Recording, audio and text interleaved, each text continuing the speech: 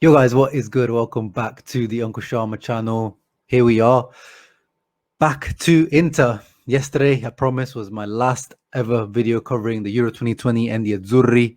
A nice 1 hour long video doing player ratings for the whole tournament for the Azzurri. So check it out if you haven't. But today, 14th of July, 2021, we're here to focus on Inter news, transfer news, the new calendar announcement, new kit announcement. So without further ado, let's get into it.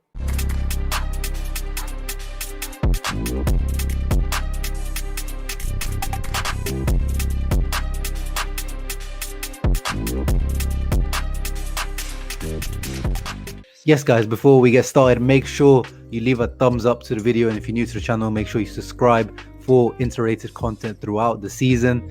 And speaking of the new season, today, the Serie announced the new calendar. And obviously, there was that new feature about the calendar this season, where usually, the first half of the fixtures usually are mirrored in the second half of the season. But no, this time around, the fixture in the first half are not mirrored, so it's a little bit randomized in the second half. So you have to really gonna have to keep an eye out on the calendar and the dates on your calendar to see when Inter playing the big matches that you want to watch, or if you want to fly out to Milan.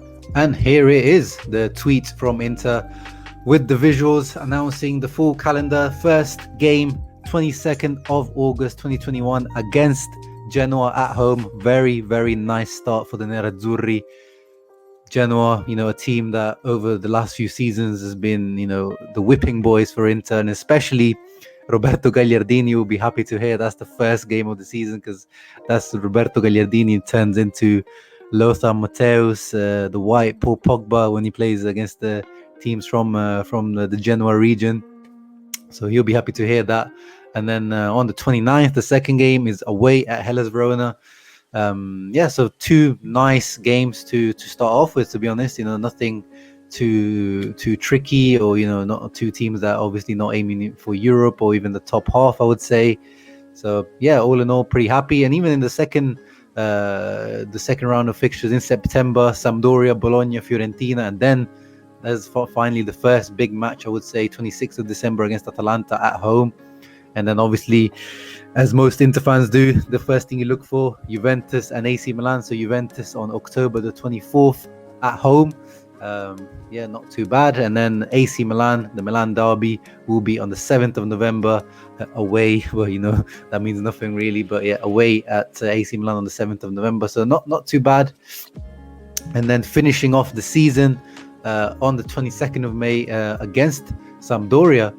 And as released on Inter's official website, Inzaghi has already spoken on the calendar, and he seems to be pretty happy with it. He says, "Giochiamo la prima in casa e vogliamo assolutamente partire bene." So yeah, they wanna start off well at home, but he says at the moment we're focused on concentrating on preparing at our best, and we're waiting for the return of obviously the big boys that were at the European Championships and at the Copa America. And quick shout outs to Lautaro for winning the Copa America with Argentina. And it's getting exciting, seeing the calendar coming out and seeing the fixtures, starting to think about the big matches and how things might line up, the Champions League fixtures in between. The new season is starting to build, and I'm starting to really get excited. And speaking of course, the new season, needs to be a new kit. And Inter yesterday announced the brand new kit that confirms the leaks that were, flowing about the internet the last few months. And the snake skin is back. The Bishone is back, as can be seen here by this great video by Inter Media House, who once again smash it out of the park, showing the texture. The controversy has been that people are saying that there's not any black in there, because obviously we call Nerazzurri, you want to see black and blue, and the kit primarily looks blue or navy or dark blue most, but you can see there are little bits of black when you see in there. It's just that the black is not prominent, and overall it turns out as like a more of a blue look overall. But you see this detail here that you're gonna see now, cucito sul petto, sewn on the chest, the Scudetto patch, and it looks amazing, and it's nice and big. which I like. You know, it looks great at the front, and you can see the little detailing. The snake skin texture is also in there, but you also see the new logo embedded in there if you look closely. And the new logo looks nice as well in gold. You know, I remember a few months ago people were not happy with the new logo, but I think it looks great in black and gold as it is there. The Bishone, you know, climbing all over the city of Milan. Great graphic. The Lenovo new sponsor at the back. And yeah, look at that at the front with the Scudetto patch. I think it looks great, guys. I think it looks great. I tweeted out it's a 10 out of 10. To me, maybe it's a 9.5 out of 10, just because, yeah, I do agree. Maybe there needs to be a little bit more black to make it black and blue. But overall, I love it. Maybe the color could be a little bit more creative. It's a little bit basic, but yeah, can't wait to order this. I'm definitely going to order this one. What do you guys make of it? Let me know in the comments below. I know it's split a lot of opinion, but actually this one seems to be a majority of people seem to like it, and a lot of non-Inter fans have been sharing it with me on Instagram. A lot of my friends sent the announcement Inter posted on their Instagram, and everyone was like, wow, that's a wavy kit. So, you know, even non-Interisti are really appreciating this kind of streetwear vibe that Inter are going for the last few campaigns and seasons. And here we have some pictures of it in the actual Inter store in Milan, thanks to Daniele Mari's Twitter. And yeah, again, you can see why people are not happy with like the lack of black, because it is visible, but still, I think it's still a great kit. It looks great in action, and it looked great on the pictures I saw with Barella wearing it, and I can't wait to see, you know, the likes of Barella, Lukaku wearing it in the match. I think it's going to look great on those athletes. In other news, the team obviously have come back to the Suning training center for training.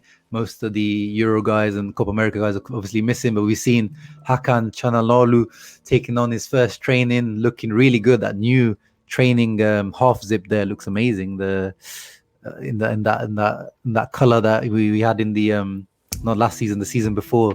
It's a great color, isn't it? And it looks good on Hakan. He's looking good there. He's looking thick on his thighs. Looks like he's done some leg days in the summer break. He's looking happy, and he's also spoke today, and he said that he wants to win the Scudetto with Inter, which is great to hear. And it was also funny to see, you know, the other guys coming back, like Raja Nainggolan. He's this guy, we can't get rid of him. I think he's just as sick of us as we are of him. Like every summer we see this guy coming back from training from his loan, and yeah, there was a picture with him with DiMarco looking back at him, looking like, whoa, you here for real once again? Like, what are you doing there? But it should be going soon. So now we can move on to the transfer news. Raja Nainggolan is one of the many guys that are, you know, looking to leave, and Inter are looking to get rid of before the end of this transfer window. But it's going to take time, guys. Here we have the transfer market update. Zinho van Huysden has been re-signed from Standard Liège. Transfer market report a 14.4 million fee, which is quite expensive. But this was similar to the Pinamonti deal. We had a gentleman's agreement with Standard Liège, where they bought him from us for quite an inflated price back in a couple of seasons back, which was around, I think, the 12-14 million mark. And yeah, after 2 seasons, we're having to bring him back, which is not ideal, especially due to our financial situation. But that was the agreement that we had with the Standard Liège. They, you know, helped us out with some swift plusvalenza, as Ausilio likes to sort out those deals. But now it's come back to bite us a little bit.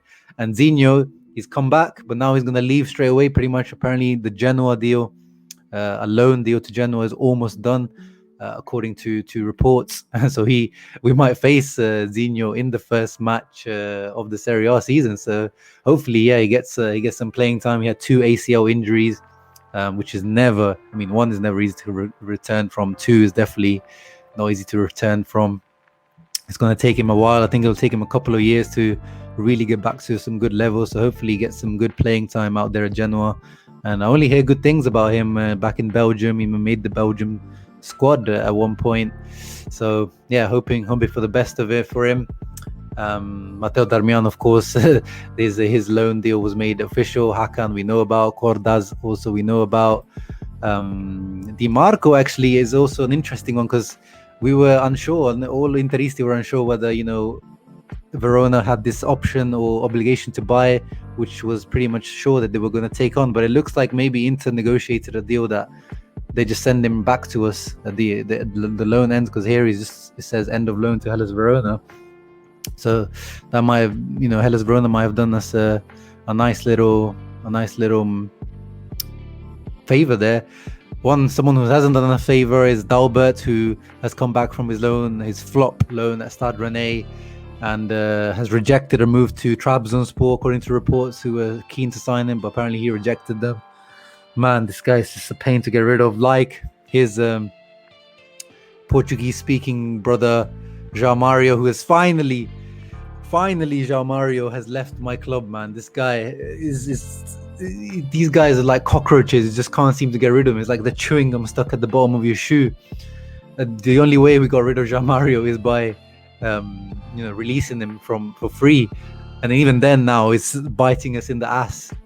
He's gone to Benfica after rescinding his contract with us, but now Sporting Lisbon, the team that he was with last year and won the title with, the team that he grew up with, who were cheapskates, by the way. We wanted 7 million euros, 6-7 million euros to buy him, to get rid of him finally. Pretty cheap for a guy who helped you win the title, but they were so cheap that they only offered 3.5 million, so half the price, or just above half what we wanted. The deal fell through. Benfica were keen, but there's a clause in Joao Mario's contract that says, from when we signed from Sporting for, once again, 45 million euros. Kia Jarabchan, thank you very much, mate. The clause says that Inter, if he goes to play for a Portuguese club, or Inter sell him to a Portuguese club, Inter have to pay a fine or a fee of 30 million euros to Sporting. So Inter obviously trying to circumnavigate that with a little bit sneaky tactics from Beppe and Ausilio, by releasing him, going for free to Benfica, and now Sporting are suing us, trying to get 30 million. But we know, guys, Sporting, do you really want to test Inter's lawyers? Over the years, Inter's lawyers have an immaculate record in the courtroom. Just ask Juventus, ask Inter Miami now, who are facing the wrath of Inter's lawyers at the moment with that with the lawsuit that Inter have started against Inter Miami for their name. So yeah, I'm confident that this will get sorted. I don't think Sporting have much of a leg to stand on, but it's just the fact that Dalbert and Joao Mario, my two most disliked players. Dalbert is definitely number one. Joao Mario is a close second, or Joao Mozzarella, as I like to call him. I don't dislike him as humans or as people. They seem to be quite nice guys, especially Joao Mario. He's quite an intelligent, well-spoken guy, soft-spoken guy, but it's just the waste of money and just the uselessness that they offer to Inter. It's just such a pain. They will go down as some of the all-time greatest flops for Inter in history. Darian Males, a young Swiss talent that we bought last season, has gone on loan to FC Basel alongside Sebastiano Esposito Despacito. He is gone on loan. It's just the same as Males, but there's an option to buy for FC Basel if they want to buy him. But Inter also have a buyback option. Still only 19 years old. His last couple of loans haven't really worked out. At Spal, he didn't get much playing time. Venezia in Serie B got a bit more playing time, but not really impressed that much. So I hope Esposito, he's one of the better talents that's come out of the Primavera last few years. So I hope he does well moving forward. Andrew Gravillon has moved to Stade Reims on a loan with the option to buy as well, the French centre back. Those are the outgoings. In terms of incomings, according to this Sempre Inter report, Inter are still looking at Hector Bellerin to be the replacement for Achraf Hakimi. Obviously a low cost replacement and very low quality compared to Hakimi, but obviously Inter will be looking to do a option to buy type of loan, but Arsenal don't want to do that. Arsenal don't want a loan. They want to at least include an obligation to buy, and they value the Spaniard around 20 million euros, which is obviously outside of Inter's capabilities at the moment. Bellerin, quickly on him, he's not great. It's not the name I would go for, but One thing you have to note is the Arsenal at the moment, especially the last few seasons since Wenger left, it's been a cesspool for talent. You know, talent goes to die at Arsenal at the moment. They're a black hole. Bellerin was a good talent a few years ago. Then he had an ACL injury in 2019, I believe it was, and he hasn't really recovered since then. He was one of the quickest players in the Premier League. You know, they used to say he's quicker even than Theo Walcott, which, if you know about Premier League football, that is very quick. But since the ACL injury, he doesn't look quite as quick, but he still will be, you know, similar pace to Ashraf Hakimi. I don't think anyone gets near, obviously, Hakimi, but he'll be on that kind of, you know, on that acceleration and top speed wise, he's up there. But obviously, we'll need a lot of adaptation time to the new league. He doesn't convince me defensively. He doesn't really convince me going forward. But Inzaghi, can you do what Conte does? Conte was the, you know, fullback whisperer or the wing-back whisperer. If it was under Conte, I would give him someone like Bellerin. I'm sure he would work his magic on him. We'll have to see if Inzaghi is able to improve defenders and players on an individual level like Conte was. But I do put my trust in Inzaghi, and if he's happy with Bellerin, then give him Bellerin. Going back to the Joao Mario deal, the fact that Inter had to sell or, you know, give Joao Mario to Benfica as a free transfer, Inter owed Joao Mario's agent 4 million euros in agent fees, according to reports. So now, because Joao Mario left on a free, Benfica actually paid Federico Pastorello, who also is the agent for Lukaku, the 4 million that he was owed by Inter. So that account now is cancelled. So Inter actually saved quite a lot from that deal, even though it was a free transfer. They saved us 4 million in agent fees and the 6 million for Joao Mario's wages, because he earned 3 million net. So overall, it's a saving of 10 million from that deal. But of course, Inter have done Benfica quite a big favor there.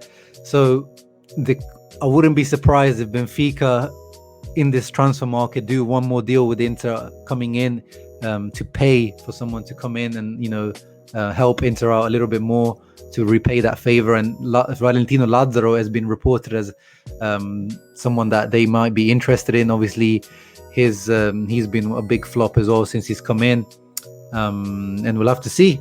That could be a good place for him to go.